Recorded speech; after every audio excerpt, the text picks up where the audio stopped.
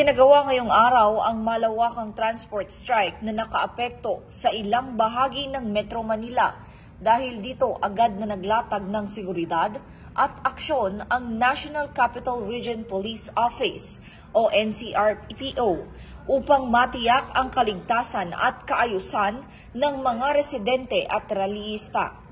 Ayon sa NCRPO, mahigpit ang kanilang pagbabantay sa mga matataong lugar gaya ng mga terminal, kalsada at pangunahing lansangan na inaasahang maaapektuhan ng kilos protesta.